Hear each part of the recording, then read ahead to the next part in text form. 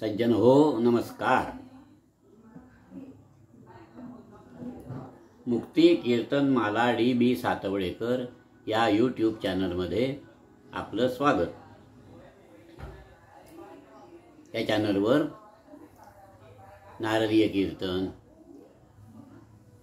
काही छान गाणी, जुन्या कविता, उत्कृष्ट लेख असे वेगवेगळे व्हिडिओ अपलोड होत असतात. आपण अवश्य सबस्क्राईब करा, शेअर करा, लाईक करा. आज साने गुरुजी यांच्या अमूल्य एका ग्रंथातलं म्हणजे भारतीय संस्कृती या नावाच्या ग्रंथातला दुसरा भाग आपण समजावून घेत आहोत. या लेखाचं नाव आहे अद्वैताचा साक्षात्कार. या चॅनलवर या ग्रंथाचे सगळे भाग क्रमाक्रमाने अभिवाचन स्वरूपात ऐकवणार आहे. आरंभ करतो. लेखक साने गुरुजी. विषय आहे अद्वैताचा साक्षात्कार. सगळ्या सजीव निर्जीव सृष्टीत अद्वैताचा अनुभव येणे ही अंतिम स्थिती होय. मनुष्येतर चराचर सृष्टीबद्दल सुद्धा आपलेपणा वाटणं, आत्मोपम्य वाटणं म्हणजे अद्वैताची पराकाष्ठा. मनुष्याला ही गोष्ट कधी साधेल तेव्हा साधू दे, परंतु निदान मानवजातीपुरतं तरी मनुष्याने विशाल दृष्टीचं व्हायला नको का? या भरतभूमीत प्राचीन काळापासून परस्पर भिन्न संस्कृतींचे संघर्ष सुरू झाले. भारताबाहेरून आर्य आणि एतद्देशीय थोर संस्कृती संपन्न अनार्य यांच्यामध्ये अनेक झगडे माजले. वेदांमधून या वैरांची वर्णनं आहेत. दक्षिणेकडचे वानर म्हणजे अनार्य लोक. लंकेतला रावण हा आर्य होता. तो आपलं साम्राज्य वरती नाशिकपर्यंत पसरवित आला. वाली आणि तो यांचं युद्ध झालं. या काळ्या सावळ्या एतद्देशीय लोकांना तो तुच्छतेनं वानर म्हणत असे. परंतु दुसरे काही आर्य या अनार्य लोकात प्रेमानं मिसळले.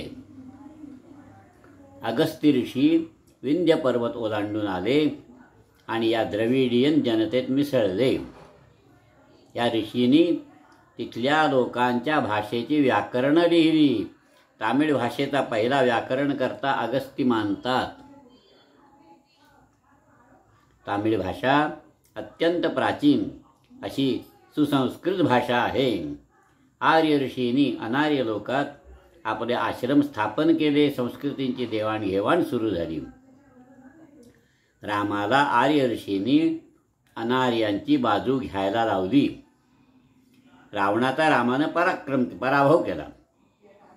आर्य आणि अनार्य यांना जोडणारा राम हा पहिला महान पुरुष. राम सर्वांना प्रेमानं जवळ घेतो आहे, अद्वैत वाढवत आहे, गुण्या गोविंदानं नांदायला शिकवतो आहे. राम हा मानव्याची उपासना करणारा आहे. माणुसकीचा धर्म ओळखतो. राम माणुसकीचा धर्म ओळखतो. आर्य आणि अनार्य एकमेकात मिसळायला लागले. परस्परात विवाह व्हायला लागले.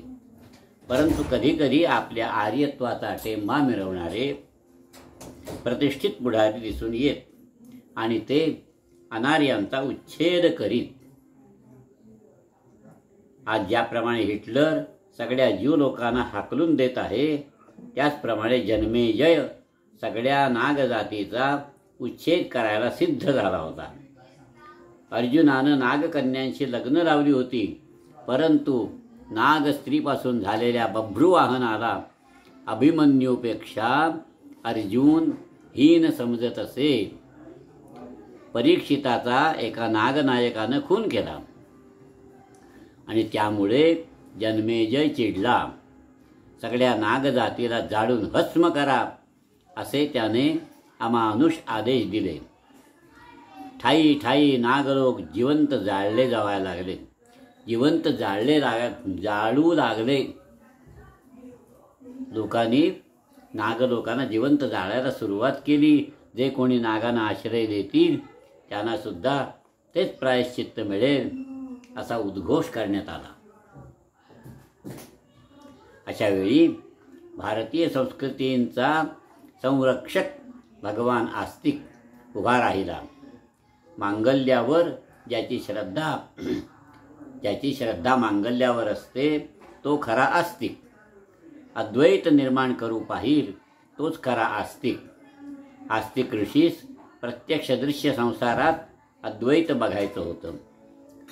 दृश्य संसारातले विरोध वैषम्य दूर करण्यासाठी प्रयत्न न करता परलोकाच्या गप्पा मारणारे ते खरोखर नास्तिक.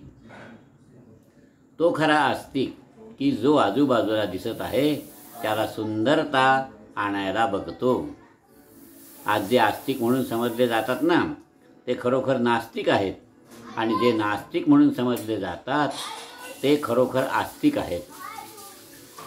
गीतेत सांगितलं आहे की यज्ञ न करणाऱ्याला हा लोक तर नाहीच, मग परलोक तर दूरच राहिला. म्हणजे या लोकाचं महत्त्व सांगितलं आहे. जीवयात्रा, लोकयात्रा हे शब्द प्राचीन मुनी महत्त्वाचे मानत असत. संसाराला ते तुच्छ मानत नसत. केवळ आपल्या स्वतःच्या संसाराला बघणं म्हणजे मिथ्या होय. परंतु समाजाच्या ध्येयानं स्वतःचा संसार बघितला तर तो मिथ्या नाही. मला एकट्याला या जगात काय करता येईल? समाजामुळे मी पोचला जात आहे. समाजाची सेवा करण्यात व्यक्तीचा विकास आहे. तो महर्षी आस्तिक समाजाची शक्ल झालेली शांतपणे कसा बघेल? आस्तिक उठला. त्याने नागलोकांना जाळणाऱ्या जन्मेजयासमोर जाऊन तो उभा राहिला. आस्तिकाची आई नागकन्याच होती. जन्मेजयाला आस्तिक म्हणाला, अरे मला सुद्धा त्या होडीत फेकून दे. मी सुद्धा नागकन्येच्या उदरातूनच जन्माला आलो आहे. तपस्वी आस्तिकाचा महान त्याग बघितला. जन्मेजयाचे डोळे उघडले. नागजात का हीन समजायची? या जातीत आस्तिकासारखी विश्ववंद्य माणसं निर्माण होतात. ती जात कशी तुच्छ असेल?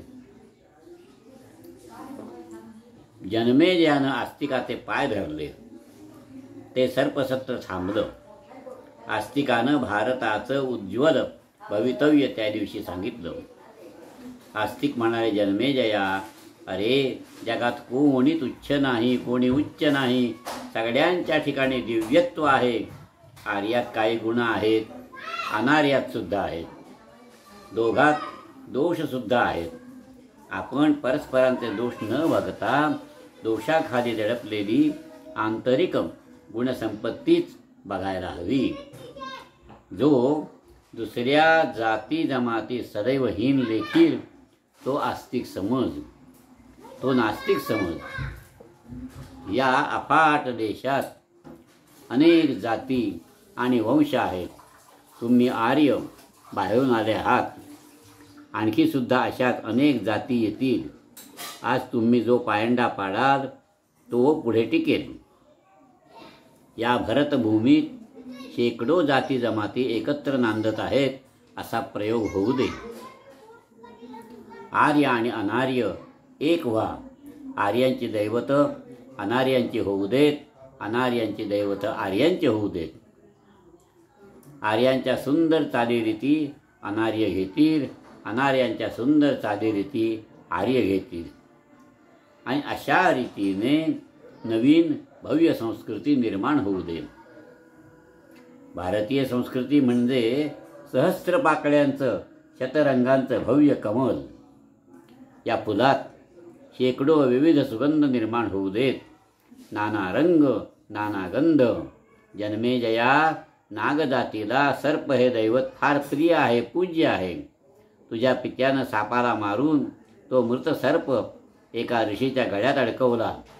नागांच्या दैवताचा हा उपहास होता. नागांची नागपूजा तुम्ही घ्या. नागपंचमीचा दिवस आपण रूढ करूया. आर्य आणि नागजातींच्या ऐक्याची ही खूण भावी पिढ्यांना मार्गदर्शक ठरू शकेल. भारतीय संस्कृतीचा हा महान विशेष आहे. अभेदात भेद आणि भेदात अभेदता हे भारतीय संस्कृतीचं स्वरूप आहे. त्या प्राचीन ऋषीनं एक पृथ्वी मोलाचा मंत्र सांगून ठेवला आहे. पृथ्वी मोलाचा मंत्र. एकं सद्विप्रा बहुधा वदन्ति. एकं सत् विप्रा बहुधा वदन्ति. सत्यवस्तू एकच आहे, परंतु तिला नाना प्रकारे संबोधण्यात येत असतं. शेकडो दैवत एकाच शक्तीची नावं आहेत. एकाच पाण्याला ज्याप्रमाणे जल, नीर, वारी अशी वेगवेगळी नावं आपण दिली आहेत आणि त्याप्रमाणेच या विश्वापाठीमागील शक्तीला आपण अनेक नावं देतो. आपण या नावासाठी भांडतो. आतील अर्थ बघायला गेलो तर आपण केलेल्या अनर्थांचं आपल्यालाच हसं येईल. आपण लाजेनं मान खाली घालू. आर्य आणि अनार्य यांच्या शेकडो दैवतांची एकी करण्यात आली. दैवतांची एकी करून मानवांचं ऐक्य साधण्यात आलं. देवतांच्या हीन स्वरूपाला आध्यात्मिक स्वरूप देण्याचे प्रयत्न झाले. अद्वैत अनुभवण्याचा तो केवढा महान प्रयोग होता. भारतीय संस्कृतीत प्रत्येक तत्व मनावर ठसवण्यासाठी काही प्रतीकं सांगितलेली असतात. प्रतीक म्हणजे मनावर ठसवण्यासाठी असलेलं प्रतीक. परंतु या प्रतीकातलं महत्त्व नाहीसं होऊन ते प्रतीक निर्जीव मढ होऊन जातं. प्रतीकातला अर्थ विलुप्त होतो. प्रतीकाची पूजा केवळ यंत्रवत सुरू होते. अद्वैताचं तत्व मनावर ठसवण्यासाठी एक महान प्रतीक सांगण्यात आलं आहे. समुद्रावर स्नानाला जा, संगमावर स्नानाला जा, नदीवर स्नानाला जा असं आपल्याला शिकवण्यात आलेलं आहे. आपण जिथे स्नान करू तिथला भाव शरीर स्वच्छ होत असताना मनातही शिरत असतो. नळावर स्नान करणाऱ्या माणसाचं हृदय नळाच्या तोंडा एवढं आकुंचित आणि क्षुद्र होण्याचा संभव असतो. विहीर नळापेक्षा बरी, परंतु विहीरसुद्धा चोहोबाजूनी बांधून घेतलेली असते. तिचं तोंडही चिंचोळं असतं. परंतु नदी खळखळ वाहत असते. शेकडो मैल जात असते. नदीवर स्नान करण्यात म्हणे पुण्य आहे. कोणतं पुण्य? अहो, नळाखाली भिजलेलं डोकं नळासारखं होईल. नदीत बुडालेलं डोकं नदीप्रमाणे होईल. नदी पाप दूर करते. डोक्यातली घाण, हृदयातली घाण अंगावरच्या घाणीबरोबर वाहून जाते. नदी म्हणजे काय? नदी म्हणजे शेकडो ठिकाणच्या लहान मोठ्या प्रवाहांचं परममंगल अद्वैत दर्शन म्हणजे नदी. नदी म्हणजे अद्वैताची मूर्ती. नदी म्हणजे सुंदर, उदार, परमोच्च सहकार्य. ते शेकडो प्रवाह परस्परांना तुच्छ समजत नाही. गटार येवो की दुसरा कुठला प्रवाह येऊ दे, सगळे एकत्र येतात. आपल्यातली घाण खाली बसेल, आपल्यातली प्रसन्नता प्रगट होईल आणि या अमर श्रद्धेनं सगळे प्रवाह एकमेकात मिसळतात आणि एकमेकांशी सहकार्य केल्यामुळे त्यांचा प्रवाह महान होतो. हे प्रवाह परस्परांपासून अहंकारानं जर दूर राहिले तर त्यांचा विकास कसा होईल? त्यांना लांबी, रुंदी, खोली प्राप्त झाली नसती. शेकडो एकर जमीन त्यांना सुपीक करता आली नसती. ते अहंकारी प्रवाह आटून गेले असते, नाहीसे झाले असते, त्यांच्यात किडे पडले असते. परंतु ते एकमेकातले अभिजात पावित्र्य बघून एकत्र आले आणि महान नदी निर्माण झाली. नदीत बुडवलेल्या डोक्यात हे विचार उत्पन्न व्हायला हवेत. नदीचं हे अद्वैत गायन बुद्धीला ऐकू यायला हवं आहे. परंतु गंगेवर आंघोळ करणारे गंगापुत्र दगडाहून दगड राहतात. सगळ्या प्रवाहांना जवळ घेणाऱ्या त्या नदीत उभे राहून ते दुसऱ्याचा उपहास करीत असतात. तू तुच्छ, तू पतित, तू तिकडे जा, असा रुद्र म्हणत असताना आणि नदीत डुंबत असताना मानवाचा उपमर्द ते सारखा करीत असतात. शेकडो वर्ष नदीत डोकी बुडत आहेत, परंतु डोकी ही खोकीच राहिली आहेत. नदीपेक्षा संगम अधिक पवित्र. अद्वैताचा अनुभव घेणाऱ्या दोन संतांची भेट म्हणजे केवढं पवित्र दर्शन. वसिष्ठ वामदेवांची भेट, रामदास तुकारामांची भेट, महात्माजी रवींद्रनाथ यांची भेट, जवाहरलाल आणि मानवेंद्र रॉय यांची भेट म्हणजे ते एक महान काव्य असतं. सतां सद्भिः संगः कथमपि पुण्येन भवति. हजारो प्रवाहांना पोटाशी घेत एक नदी येते आणि दुसरीकडे एक तशीच नदी येते आणि दोघी एकमेकांच्या गळ्यात पडतात. गंगा, यमुना, सरस्वती यांच्या संगमाला आपण अत्यंत पवित्र मानलं आहे. एकाच शुभ्र स्वच्छ उंच हिमालयापासून गंगा यमुना निघाल्या, परंतु गंगा जरा गोरी गोमटी, ती अहंकाराने वरून वरून चालली. यमुना काळी सावळी, ती जरा दुरून दुरून चालली. परंतु काळ्या यमुनेला प्रेमानं मिठी मारल्याशिवाय गंगेला शतमुखाने सागराला भेटता येणं शक्य नव्हतं. ती अहंकारी गंगा नम्रपणानं थबकली. तिकडून यमुना आली. गंगेनं हात पुढे केले. ये यमुने ये, तू काळी सावळी म्हणून मी तुला तुच्छ मानलं, परंतु तुझ्या तीरावर गोपाळकृष्णानं भक्तिप्रेमाचा पाऊस पडला. राव रंक एक केले, सर्वांना सहनौ भुनक्तूचा अनुभव दिला. ऐक्याची मुरली तुझ्या तीरावर वाजली. आकाशातले देव तुझ्या पाण्यात मासे झाले. तुझा महिमा थोर आहे. तू दिसायला काळी सावळी, पण आत अंतरंगी अत्यंत निर्मळ आहेस.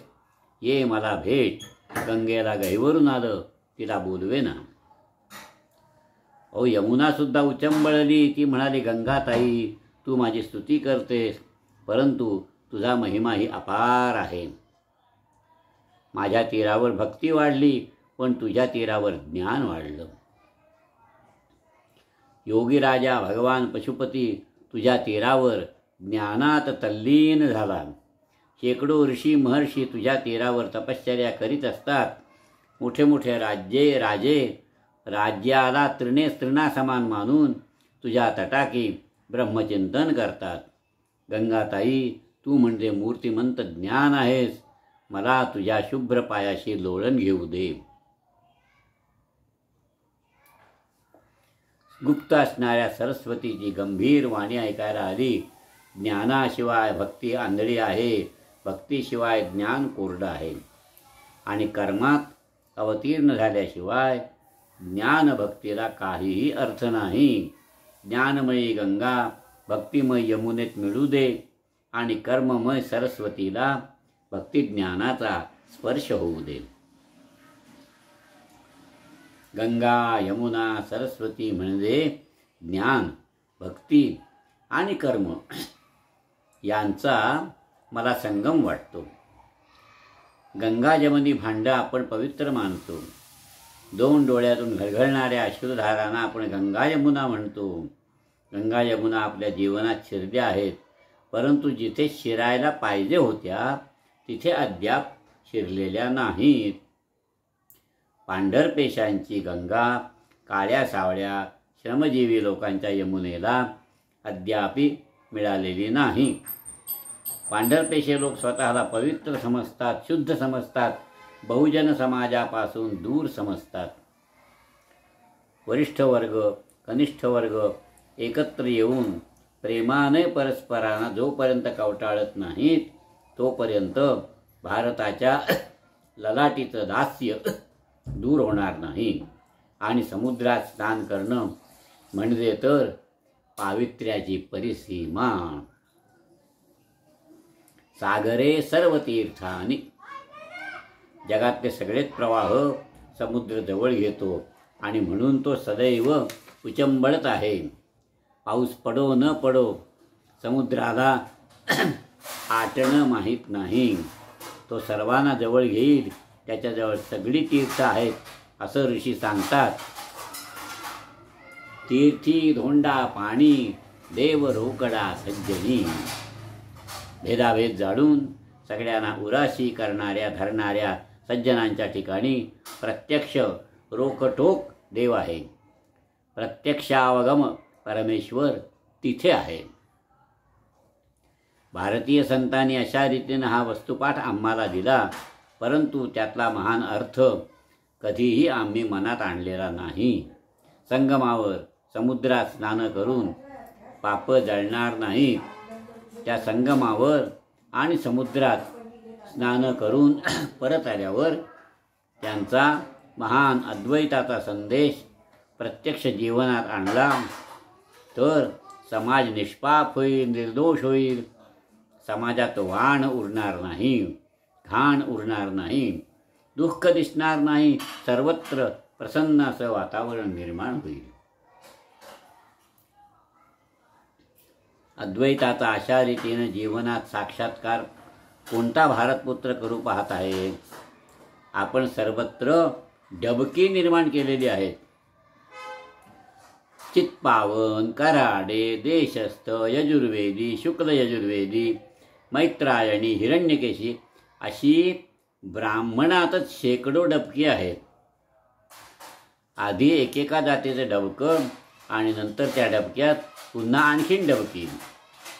डबकी करून राहणारे आणि अहंकारानं टरो टरो करणारे आपण सगळे बेडूक झालो आहोत. चिखलात उड्या मारायच्या आणि चिखल खायचा एवढंच आपलं पवित्र ध्येय राहिलं आहे. जाती जातींची, स्पृश्यास्पृश्यांची, ब्राह्मण ब्राह्मणेतरांची, हिंदू मुसलमानांची शेकडो डबकी आहेत. गुजराती आहेत, महाराष्ट्रीय आहेत, मद्रासी आहेत, बंगाली ही प्रांतीय डबकी याच्याशिवाय आहेतच. डबक्यात राहणाऱ्यांना प्रसन्नतेचा प्रसाद प्राप्त होत नसतो. डबकी साचली की घाण निर्माण होते. डास, मच्छर, सगळे डास मच्छर यांचा बुजबुजाट होतो आणि रोग उत्पन्न होतात. भरतभूमीला भले दिवस यावेत अशी जर इच्छा असेल तर ही डबकी दूर करण्यासाठी आपणच उठायला हवं. भेदांच्या भिंती जमीनदोस्त करायला हव्यात. सगळे प्रवाह प्रेमानं जवळ येऊ देत, उचंबळू दे सागर. जाळीन मी भेद येथे प्रमाण तो वेद. जाळीन मी भेद येथे प्रमाण तो वेद अशी तुकाराम महाराज प्रतिज्ञा करीत आहेत. समाजाच्या कल्याणाची तळमळ असणारा प्रत्येक मनुष्य अशीच प्रतिज्ञा करीत. भारतीय संस्कृतीच्या उपासकांनो, केलं पाप तेवढं पुरे झालं. उठा आता, हरिजनांना पोटाशी धरा. सगळ्या पददलित जनतेला प्रेमानं कवटाळा. एकाच ईश्वराची आपण सगळी लेकरं आहोत. एकाच शुभ्र स्वच्छ चैतन्याची आपण रूप आहोत. जितके आपण प्रेममय होऊ, अद्वैत होऊ, तितके आनंदानं भाग्यानं उचंबळू. जो दुसऱ्यास तिरस्कृत करील तो स्वतः तिरस्कारला जाईल. जो दुसऱ्यास तुच्छ लेखील त्यालाही नाथा बसतील. आपण आपल्या पापांची फळं आज भोगत आहोत. आपण दास्य पेरलं ते आज पोटभर मिळत आहे.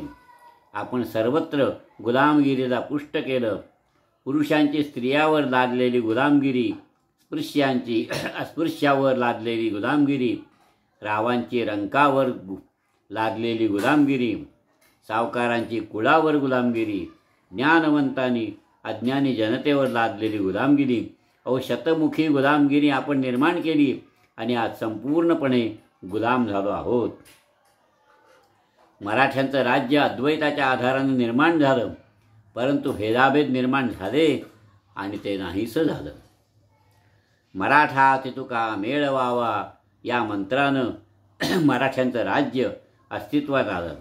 परंतु ब्राह्मण, मराठे, प्रभू, शूद्र यांची आपापसात स्पर्धा सुरू झाली. उच्च नीचपणा सुरू झाला आणि भगवा झेंडा भस्मीभूत झाला.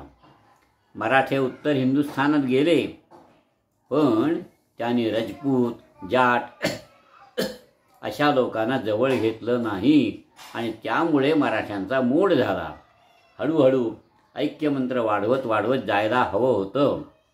मराठा तितुका मेळवावा असं सांगणारे समर्थ झाले. पेशव्यांच्या काळात हिंदू मात्र मेळवावा असं सांगणारा दुसरा कोणीतरी समर्थ हवा होता आणि आज हिंदी मात्र मेळवावा असं सांगणारा महात्मा हवा आहे. जीवनात असं अद्वैत अनुभवणारे महात्मे हीच मानवजातीची आशा आहे. मनुष्य जातीला किती उंच जाता येईल हे महापुरुष दाखवत असतात. आकाशात कोट्यावधी अंशाच्या उष्णतेनं सूर्य जळत असतो तेव्हा आपल्या अंगात 98% उष्णता असू शकते. 98 अंश उष्णता असू शकते. भगवान बुद्धासारखे महात्मे वाघिणीवर सुद्धा प्रेम करतात. तेव्हा कुठे मनुष्य शेजारच्या माणसावर थोडीशी दया करायला सिद्ध होतो. समाज पुढे जावा, वर जावा यासाठी विश्वप्रेमी पुरुषाची नितांत आवश्यकता असते. ते प्रेमाचा समुद्र जीवनात उचंबळवतील तेव्हा कुठे प्रेमाचा बिंदू आमच्या जीवनात येणं शक्य आहे. संत हे आपल्या प्रेमानं आणि तपश्चर्येनं समाजाचं धारण करीत असतात. संतो तपसा भूमीं धारयन्ति. अद्वैताचा मंत्र जपत जपत जीवनात संगीत आणणारे आपले पूर्वज होते. हिंदू मुसलमानात सुद्धा ते आशेनं ऐक्य आणत होते. हिंदूंच्या देवस्थानांनी मुसलमान राजांना देणग्या दिल्या. मुसलमानी पीरांनी हिंदू राजांना वतनं दिली. मुसलमानी पीरांना हिंदू राजांनी वतनं दिली. हिंदू राजे मोहरम साजरा करतात आणि हिंदू उत्सवात मुसलमान सुद्धा येतात. अंमळनेर गावच्या सखाराम महाराजांच्या रथाला पहिली मोगरी देण्याचा मान मुसलमानांचा आहे आणि त्यांना नारळ प्रसाद म्हणून देण्यात येतो. प्रसाद म्हणून नारळ देतात. हिंदूंच्या रथाला मुसलमान बंधूंनी मोगरी पहिल्याने द्यायची. आजच्या काळात हा मूर्खपणा आणि स्वाभिमान शून्यपणा समजला जाईल, परंतु पूर्वजांची दृष्टी फार थोर होती. भारतात आलेल्या सर्वांमध्ये प्रेमाचे संबंध निर्माण करणं हे त्यांचं पारंपरिक पवित्र कर्तव्य होतं. आस्तिकानं पेटवलेला तो नंदादीप त्यांना विझवायचा नव्हता. मुसलमानांच्या मोहरमात हिंदू सामील होत आणि हिंदू जमीनदाराच्या घरी ताबूत येत असत. मुसलमानांना नारळ आणि गूळ देण्यात येत असे. आमच्या लहानपणी आमच्या गावात हे प्रेमळ संबंध आम्ही बघितले आहेत. गरीब मुसलमान मुलं आमच्याजवळ कागद मागायला येत आणि आम्ही त्यांना ते देत होतो. माझ्या शेजारच्या बंधूचा होऊ दे चांगला डोला. हिंदूंच्या उत्सवाला मुसलमान बोलावले तर ते येतात. माझ्या एका मित्राजवळ एक मुसलमान मुलगा प्रेमाने गणपती अथर्वशीर्ष शिकला. माझ्या एका अंमळनेरच्या मित्राकडे दत्त जयंतीला मुसलमान आलेले होते. आपल्यापेक्षा आपले पूर्वज अधिक समाजशास्त्रज्ञ होते. आपण आज साम्राज्यवादी परसत्तेचे गुलाम झालो आहोत. परकीय लोक आपल्यात भेद पाडत आहेत. आपणही भेद पाडत आहोत. भेद पाडून गुलामगिरी लादणाऱ्या सरकारला आपण सहाय्यभूत होत आहोत. भेदावर अभेद हेच औषध आहे. विषावर अमृताचाच उपाय आहे, दुसरा चालणार नाही. पूर्वजांचे प्रयोग आपण पुढे नेऊया. अद्वैत अधिक साक्षात्कारू करूया. भरत भूमीत ऐक्य निर्माण करून मग जगाला आपण हाक मारूया. ही भरतभूमी मानवजातीचं तीर्थक्षेत्र होईल. सगळे धर्म, भिन्न भिन्न संस्कृती इथे एकत्र नांदत आहेत. हे ऐकून सगळे देश भरतभूमीच्या पायापाशी येतील. हे ईश्वरदत्त महान कार्य आपल्याला साधायचं आहे. हे महान ध्येय आपणाला बोलावित आहे. या महान ध्येयासाठी बाकी सारी क्षुद्रता आपण झडझडून फेकून द्यायला हवी आहे. भारतीय संस्कृतीच्या उपासकांनी श्रद्धेनं त्यागपूर्वक यासाठी उठायला हवं. साने गुरुजींचे विचार किती चिंतनीय, मननीय आहेत.